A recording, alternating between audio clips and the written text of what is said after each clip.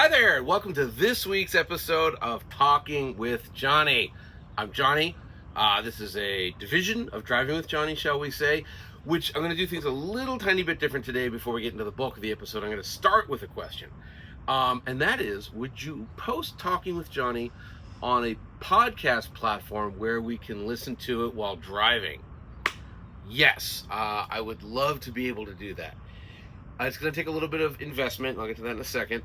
But I was talking with Zach Clapman from the Smoking Tire, and I think we have the technology to do like multiple camera angles, which I think would be good. And I also want to be able to like Google up a car, pull up my own Instagram, and slice it in. The way it works right now is I'm recording on my phone, which, if you didn't know, Smoking Tire is actually all recorded on iPhones, but I just can't show you my screen. So anyhow, my point is, yes, we're about to get an advertiser for the Driving with Jonny, the car reviews.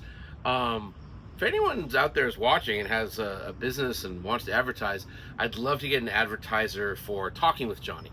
And that would allow us to, I might need a little mixing board, just buy some more equipment. I've already spent, like, I don't want to talk about it, a lot of money buying all the equipment we need for this channel. And we're starting to make a little money, but it's not a lot of money. So, looking for advertisers. If you want me to be talking about your product right now, first minute of the show, hit me up. Email me, johnnylieberman@gmail.com. Direct message me on Instagram. Leave a comment with how I can get in touch with you here on the YouTube channel. And yeah, I'd love to be able to do that. I'd love to make this into a podcast. I'd love to just be able to put more resources behind it, but I need those resources first. Anyhow, so yeah, this will just keep getting better and better, I hope. All right, start the show the real way, and that is like, dang man, I just went to the bridge. The bridge is in Long Island, the Hamptons, as they say, end of Long Island. It's this amazing car event. There's a golf course there that's called the Bridge, which is on the old Bridgehampton track. There used to be a race track there. It went under for a lot of reasons. A gentleman who I met, who I kind of blew off to have a cigar, but anyways, he bought it. And he wanted to reopen the racetrack. Didn't happen, so he made a golf course. And then decided, working with this really wonderful person, a good friend of mine, Shameen Abbas, that they were going to put on a car show. And Shameen is great at PR, that's what she does for a living. But she said, you really need a car guy, a very savvy car guy to do it the right way. So Jeffrey Einhorn, they brought him in, and they started the Bridge 9 years ago. And I want to say they've been inviting me every year. Maybe they didn't invite me the first year, but the first year I think was much smaller. But they've been inviting me every year, and every year it's like either Car of the Year was happening that weekend, or lately I've been going out to the Goodwood Revival. Also, though, it got down to like, well, are you going to like fly me there and put me up? And we could just never get there. Which is fine. I just, if I go to do work, look at cars and talk about them, I want to be, paid in some way. And I didn't have my own YouTube channel, so it just didn't make any sense. This year, the stars aligned. My sister-in-law, Shayna, married a really nice guy named Joe in Philadelphia on Friday, which meant on Saturday morning, I drove to Manhattan, I drove a Subaru Ascent, which I used for the wedding week, which was great. For schlepping little kids around and stuff like that. Drove that to Manhattan, swapped it for a Mercedes-AMG GT63S. That's the coupe. Lovely blue one, gold wheels. It's on my Instagram with a great interior. I don't think I took any pictures of the interior, but really, really nice. Like super light brown, almost like toffee brown interior. Phenomenal car, great road tripper. And, driving Manhattan to the Hamptons is like 2 hours, 20 minutes or whatever. Had a blast. The show's insane. There's like 300 cars, and Jeff, I believe he still mostly sets the whole thing up himself. He does. He's really good at curating, sort of like Jeff Zwart does, and Pat Long. They do with Luftgekühlt, where kind of wherever you point your camera is a great shot. They're just not just parking cars next to each other. He's really using the space, and the Bridge is kind of fantastic because it's It's the highest point in Long Island, so they actually use the elevation. It's really cool. And they had like 300 cars, lots of just insane Ferraris. If you like kind of modern Ferraris, including, and I will say modern anything from the 80s, they had two 288 GTOs. They had 3 F40s. I am going to be releasing a bridge video if I got the sound right. If I didn't, I apologize. Just wild cars. I saw more 911 Speedsters, like the 991 1.2, and more Ferrari SP3 Daytonas in one spot. Pebble might have more, but I don't know. It was insane. And then what Jeff does, it's also really cool, is he does lots of little, like kind of without advertising it, little like in jokes. So not even jokes is the wrong thing, but like he put together a circle of cars where when you see them, the first thing you do is run up and check to see if they have a manual transmission. So we're talking like Ferrari F430, the original Aston Vanquish, where everyone is getting the swap done. The only AMG Hammer ever left a factory, and it's probably built in Chicago, but still called a factory, with a manual. There was a gorgeous, maybe my car of the show, Amazon Green 928 GTS with a manual, a white interior with a gold H pattern cap on the stick. That was awesome. So you gotta kind of like know what you're looking for. But it's a car show for car people, if that makes any sense. Absolutely fantastic. And then I was only there, first of all, unlike say like Pebble, which starts at like 8 a.m. or something crazy. It starts at 2, it goes to 7, so it's perfect. Lots of good drinking to be done.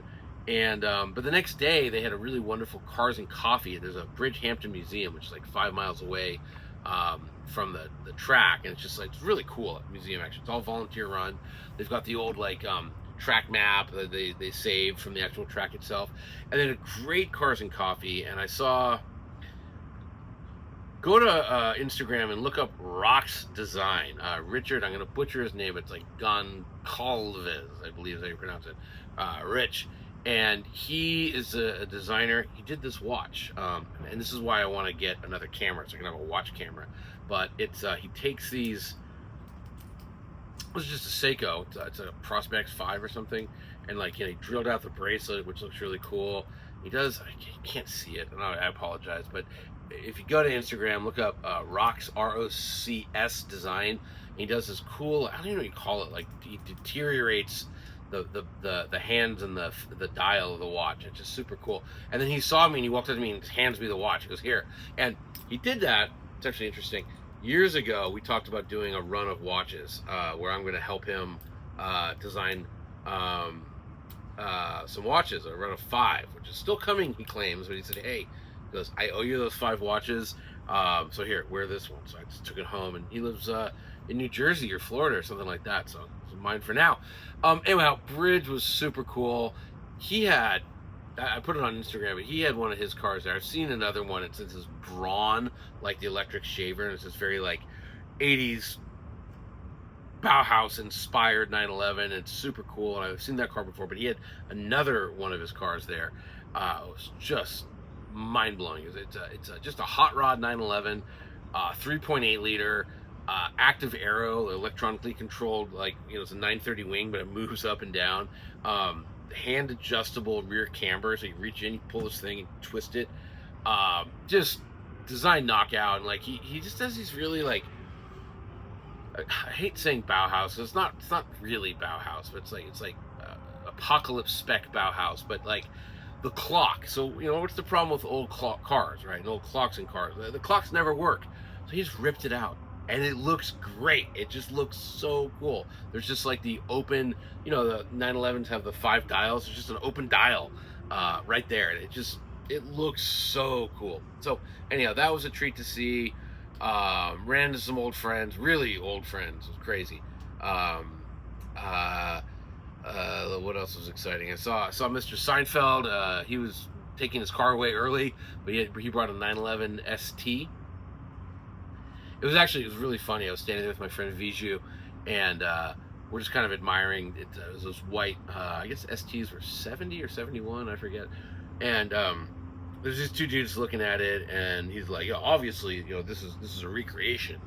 And I was like, I had to butt in. I'm like, "No, this one, I know the owner. This is not a recreation. This is original." And the guy's like, "They only made 25," and I'm like, "Yes, they did." The same guy probably owns 4 more. But anyhow, that was fun. Yeah, just a killer show, just absolutely killer. I hope they scheduled a weekend that isn't Revival, because I really like Revival, and I was looking at everyone's pictures, and I'm jealous I didn't get to go this year. Maybe next year, maybe the Bridge. Hey, can't lose either way. This is a question and answer show. Let's get to the questions. Okay. Terry, Manitoba. And even if that's a fake name, it's a real name. Agreed. Fiesta ST is certainly a tin can on wheels, but it is my tin can. And my GRC is definitely a better sports car. Definitely. But under certain specific circumstances, the ST is more of a hoot. Yeah, maybe like in a frozen parking lot or something. My ST's AC also died, but that's it. After 10 years, no other issues at all. Wow. That was not my experience. I had nothing but issues. All right, so yeah, look, I bought the ST because back in 2015 when I bought it, I think February 15, I really liked it. The world has moved on, and so have I. Let's see, dude, so grateful you posted early. Can't sleep, so this is sweet. Thanks. You're welcome. Okay, yes, get a P.O. box. Okay, there's another thing. As I was saying earlier, yeah, I probably should get a P.O. box. My wife really wants me to get a P.O. box. She's really sick of random people mailing me stuff. But it's just more money. And again, we're starting to make money. But these videos, while they have a really high engagement rate in terms of the number of questions that get asked is high, they get like 1,000 views. So they don't bring in a ton of moolah the traditional way, and they probably should be on their own channel called Talking With Jonny, because this is against the logger algorithm of Driving With Jonny, and I probably already hurt myself, blah blah blah blah blah. We'll get to all that, but again, looking for a sponsor if you want to do an ad. Let's grow together. Okay. This is from Fly On By. Oh, Fly On By It. Okay.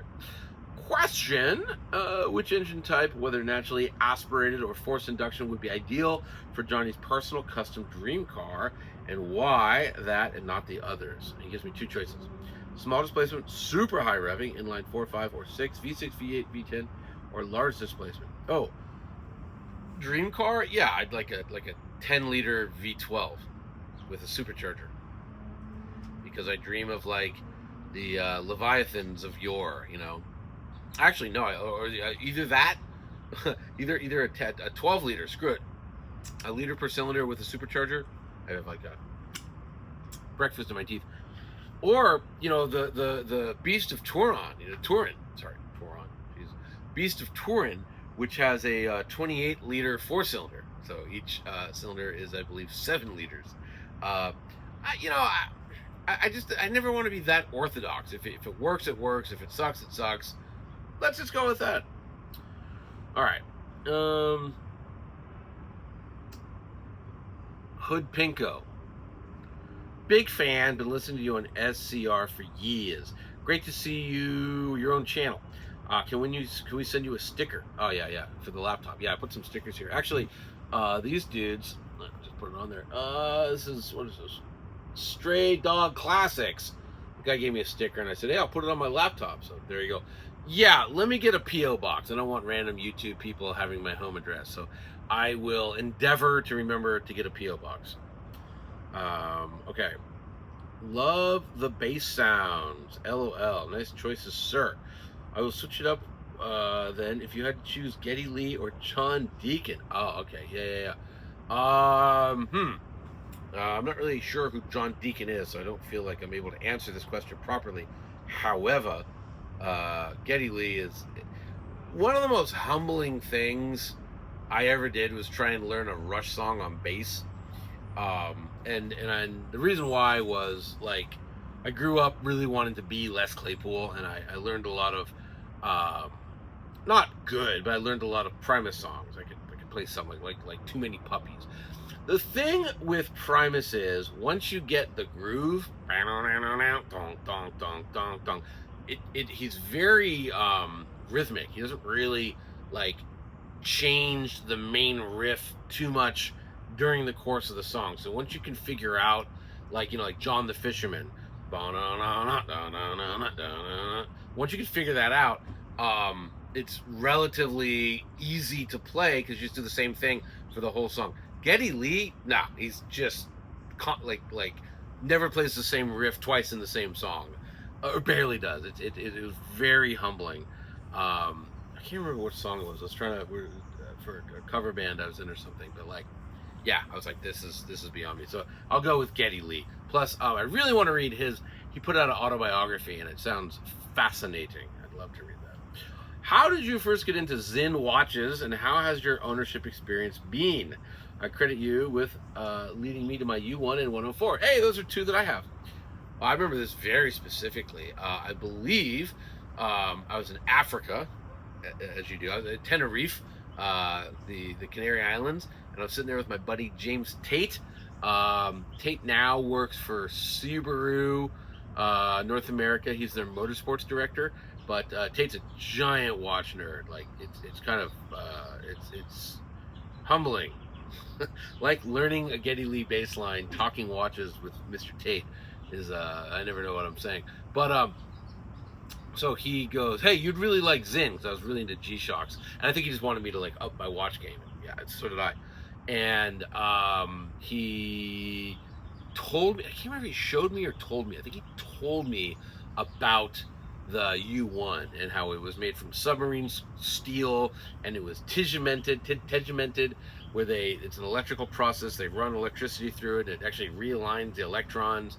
And so like on the hardness scale, like steel and submarine steel maybe is like 200 hardness, and a diamond is 2,000. And then if you tegiment a watch, you can get it from 200 to 1,000. So it's like super scratch resistant. And like, I was just like, whoa, I gotta have it. So I don't know why I like over-engineered stuff. Probably why I like G-Wagons so much. But yeah, that was how I got into it. And hey, those are great watches. I wish I wore my 104 more. It's kind of a watch that I've forgotten about, but it is a cool watch. I wish Zinn would make one, because it's sort of like, it's like a 40 mil, but kind of fat. It's like 17. Zinns are kind of hefty that way. I wish it was like they made like a 44 version of it, you know, like the size of a U1 with that heft.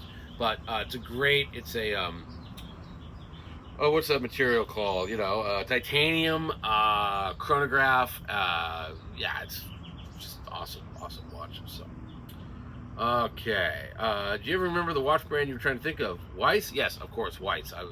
My head was Strauss, but Weiss. They were in LA. They moved to Nashville.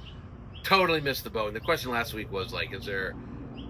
I don't remember what the question was. We were talking, I think, about like, should you buy watches from small brands? And I'd say yes, because they're usually a lot cheaper when they first start out. They get more expensive. I think that's happened with the Weiss, or Weiss, however they pronounce it, with the Field watch, which I want to say was like $2,000 back 7 years ago, and I think now for a new one it's really gone up. I don't know. I could probably Google it, but I'm not going to do that. Okay, so Weiss. Yeah, go to Weiss, buy a watch.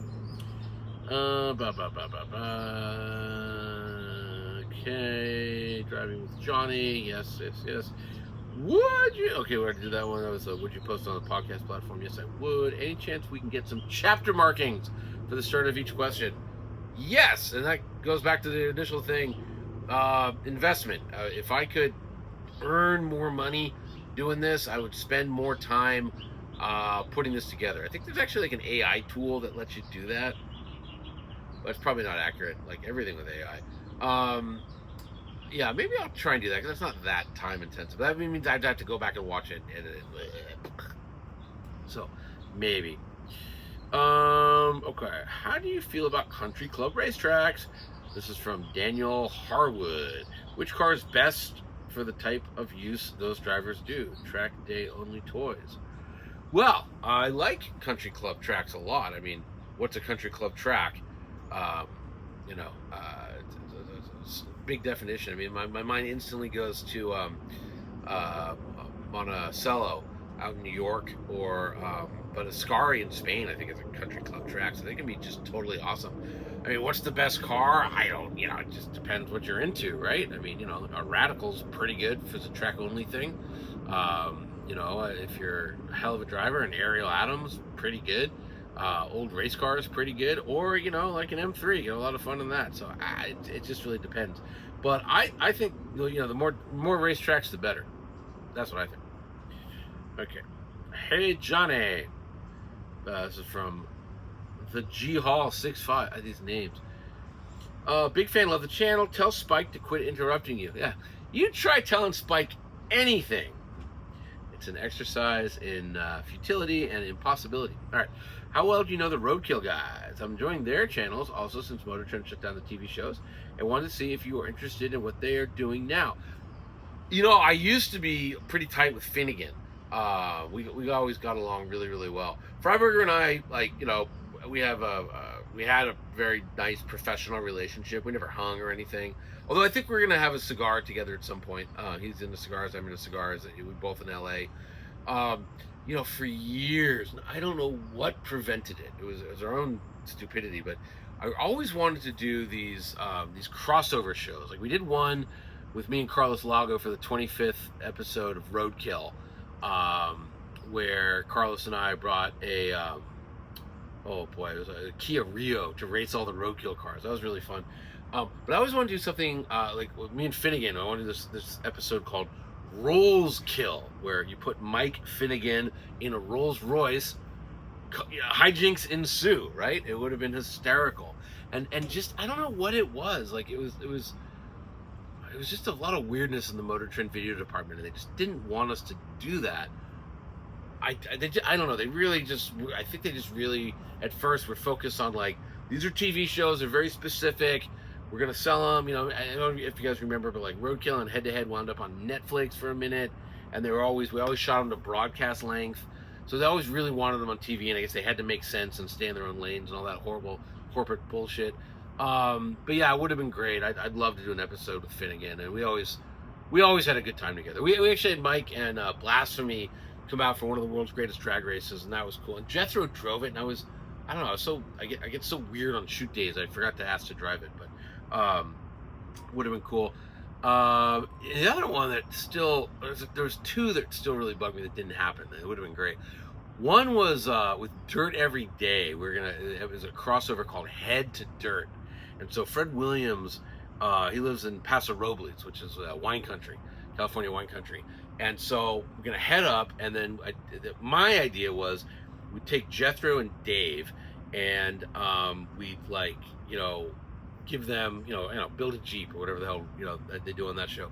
And Jethro's like horribly useless. Like Jethro is less mechanically inclined than I am, and I'm probably like a 3 out of 10.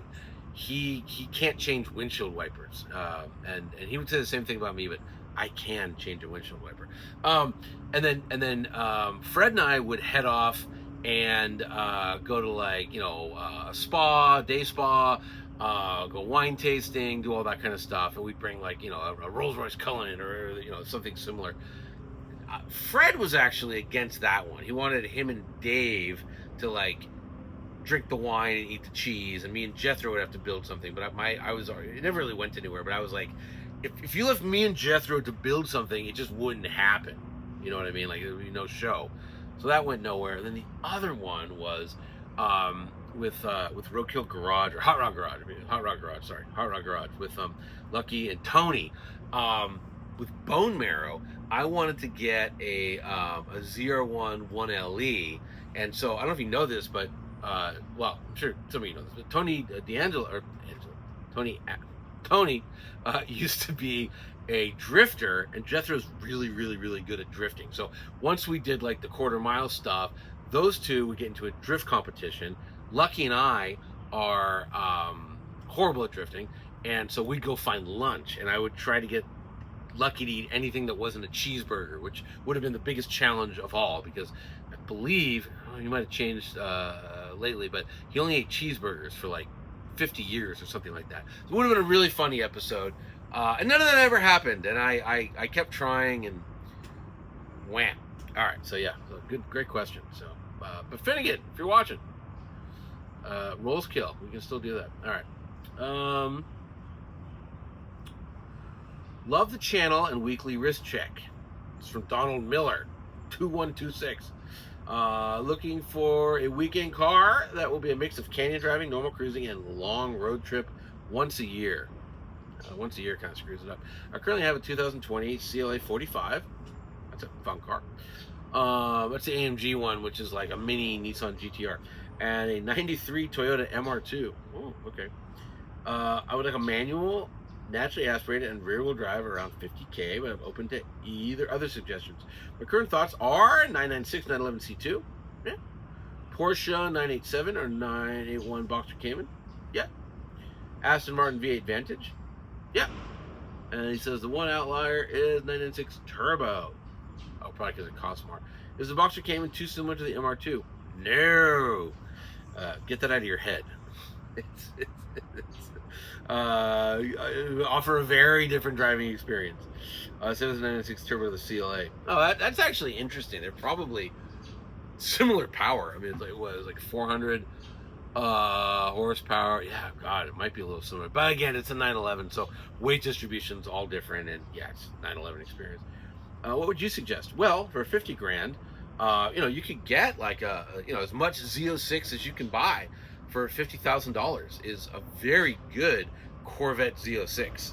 I would look at that. I would also look at my all-time favorite. Well, actually, two. One is the Camaro SS1LE. And that's the V8 manual only, and then the regular Camaro ZL1, which is the big hammer motor. I think 640 horsepower, 650 horsepower, supercharged V8, which you can get as a manual, not the 1LE, just the ZL1. I know the names are silly on GM's part, but the 1LE is a track car, so you couldn't do a road trip in it. You wouldn't want to do anything with it besides racetrack. Even canyons, you hit the bump right. And I've told this story about, I was driving one time, I think, it was Randy Pope's driving? Randy Pope was driving, and we hit a bump, and he thought we broke the car. That's how stiff the rear suspension was. And then I was driving the AMG GTR with him in the passenger seat, same thing. And they had real similar shocks by Multimatic, these spool valve dampers that just are brutal for street use. They're just no good. So I would say $50,000 buys you a great ZL1 manual, buys you a great Z06. So think Chevy. Yeah. And also SS1LE. It's just so good. It's just so good. Question: looking for a fun, reliable daily to drive about 20 miles with a toddler in a car seat. Must be auto. I have a 21 Huracan Spider. Well, you can put a car seat in there. I have a 94 NA Super for fun. Currently have a 21 BMW 530, which is fine, but never bonded with it. Yeah, you're not going to bond with a car like that. Look, you got the cash, you already got the BMW. Get the M3 competition, rear drive. Thank me later. M3 competition, rear drive. Not the all-wheel drive. M3 competition, because that makes it auto only, rear drive. Check back in.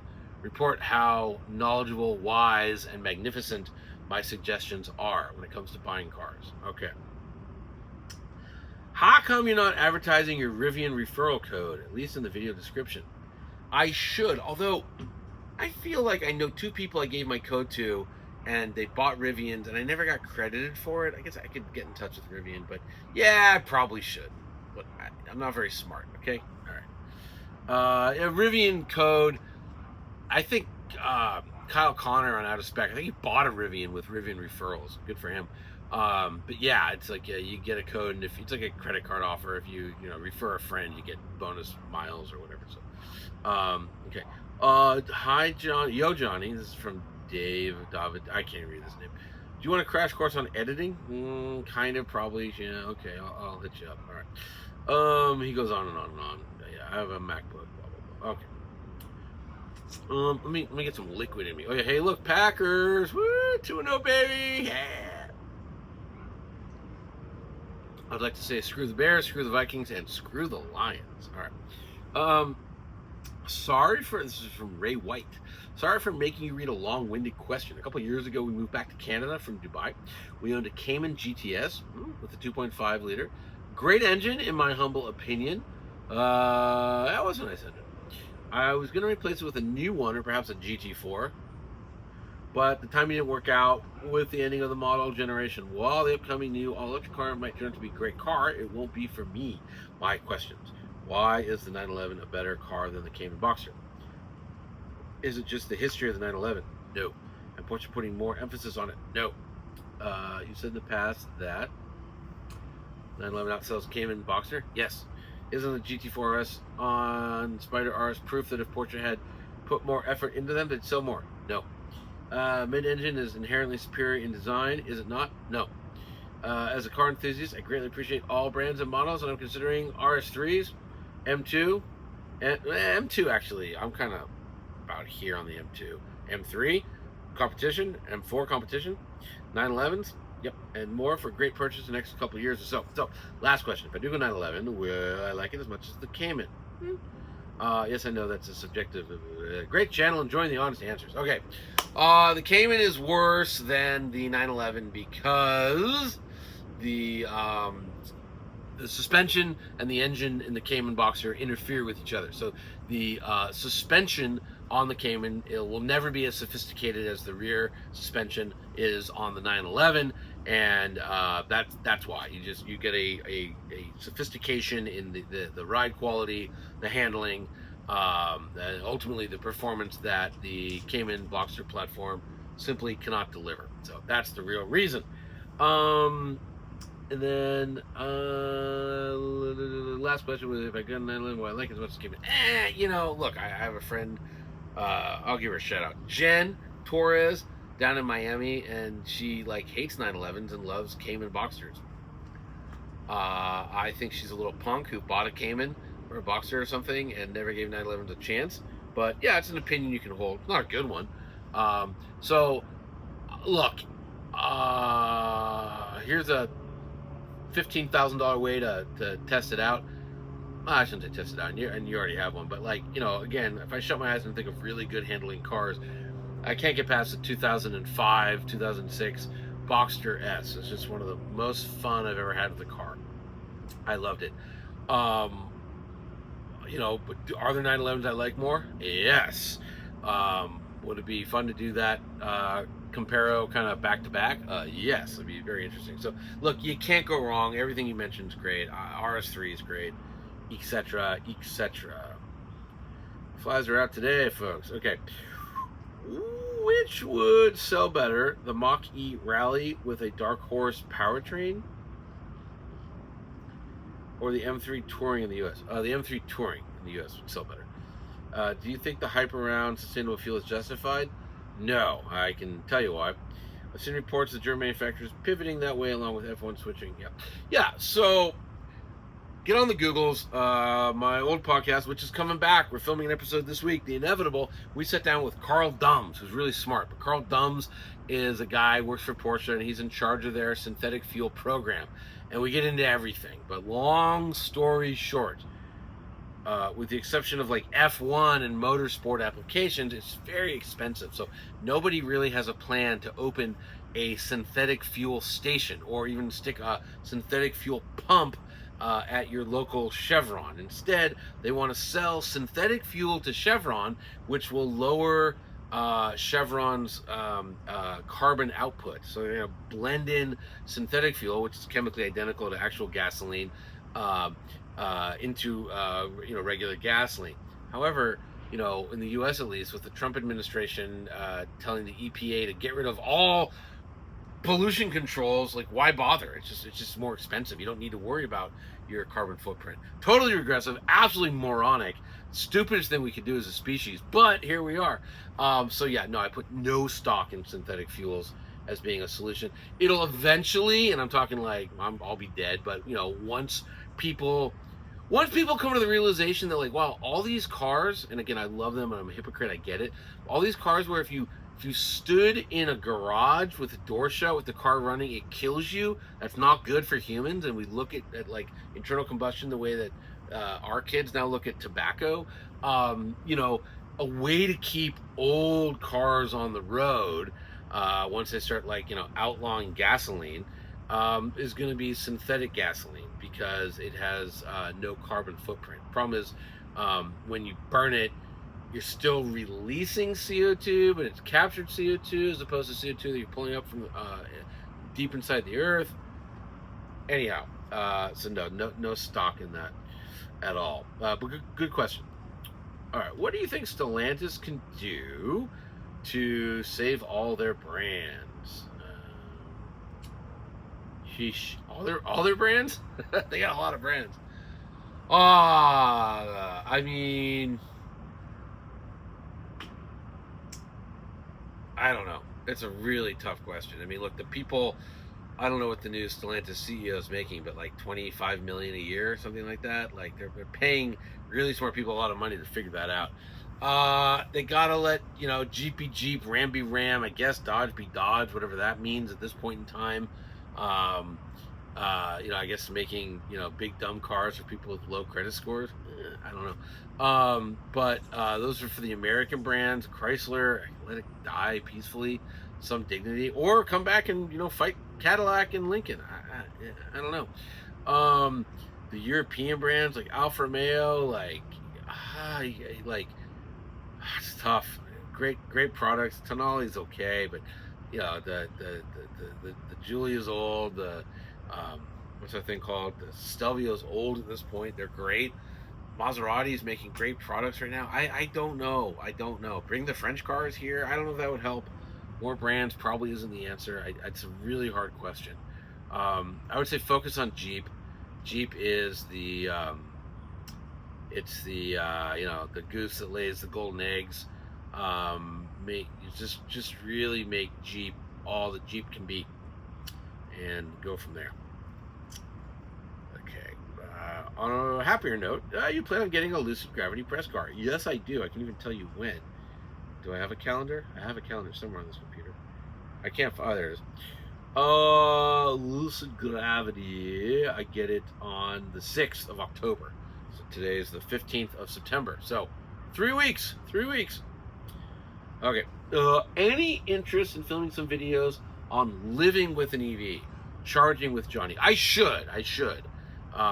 Because it's a lot different than people think. Yeah.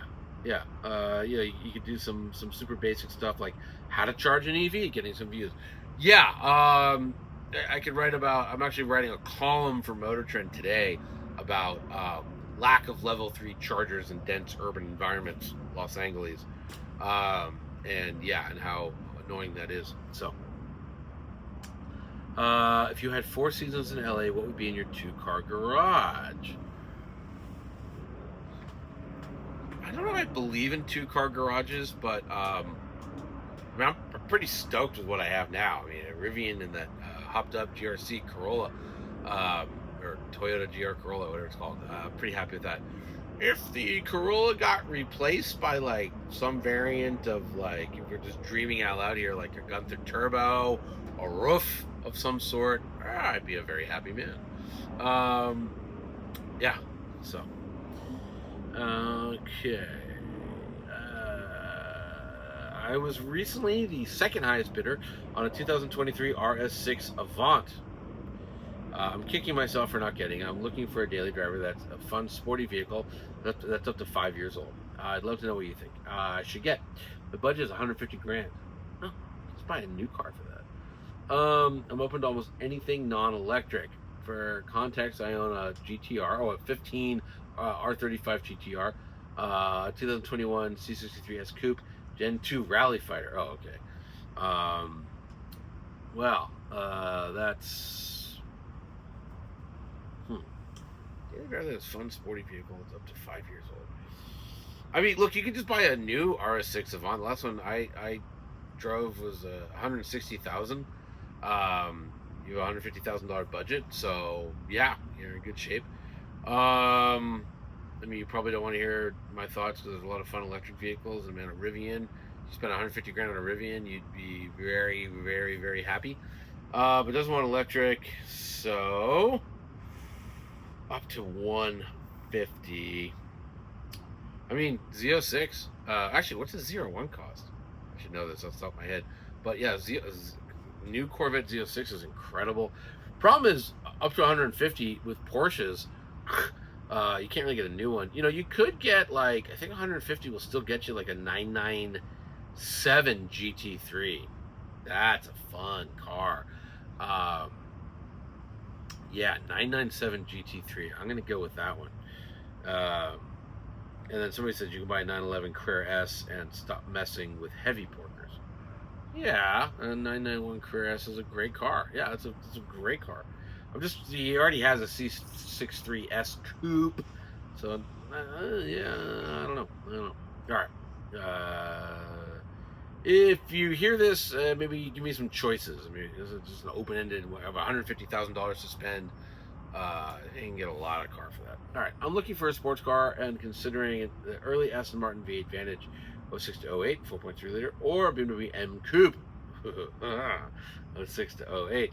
I'm coming from a 2008 BMW M3 and looking for something a bit sportier. Appreciate your thoughts. Any cars you would recommend more than the other two above? Well, my friend, one guy's really pushing the Carrera S. Yeah, Carrera S is good. M3 Coupe is like, yeah, I think you just appreciate how tiny the thing is. It's very tiny. You want something sportier? Well, we've already talked about it. Like that gen, what is that? It's a 987 Boxster S.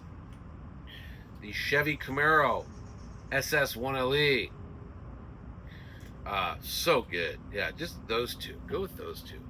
You'll really, if you like sports cars that drive like sports cars, you'll really like those two. Oh, that's enough. Okay, why does no one talk about GT350s anymore? 2017 to 2020.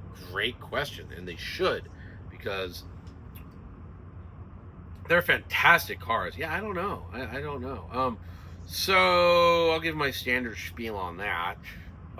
There was the GT350 and the GT350R, and so for the first 2 years, the R was markedly better than the regular GT350. And then when the R went away, because there was a limited numbered model, they basically took everything that made the R and put it into the regular GT350. So I believe the model years were 16, 17, 18, 19, 20. Could be 17, 18, 19, 20, but I think it's 16, 17. But anyways, the last 3 years of the GT350, 18, 19, 20, that's the one you want, because it's not the R, so probably be cheaper. Price comes down. And yeah, absolutely spectacular, wonderful special cars. Yeah, people should talk about it more. All right. Okay, let's see here. Johnny, that's me. I'm not sure if America gets any of these cars, but ever driven a Hyundai Kia DCT? Yes. Looking at getting one for my partner, and was looking at a dry DCT Kia Rio. Do you know if I should expand the budget to get a wet DCT? Do they drive anything? In my experience, dry DCTs tend to be real garbagey, meaning they don't have a hydraulic pump that moves the fluid around, and they're pretty rough. The Elantra N Auto, I believe, is a DCT, and I believe it's a wet one, and it's fantastic. Also, they typically, when they have a wet dual clutch, they tend to use the same pump for locking differential on the front axle, which is very good. So yeah, I think it's personally, I'm not sure exactly what car you're talking about. If it's a Rio, I don't know if I've ever driven a dual clutch Rio, but in my experience, the wet dual clutch on Hyundai Kias is superior to the dry. Okay. Last question? Wow, okay. My go-to, can't stand him. I think this is referencing back to, I said I was allergic to Will Ferrell and Jimmy Fallon.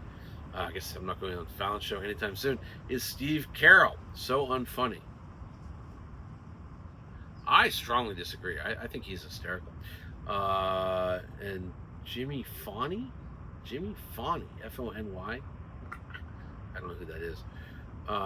Farrell, not so much. Okay, well, people are allowed to have differences of opinion, and that brings us to the end of today's show.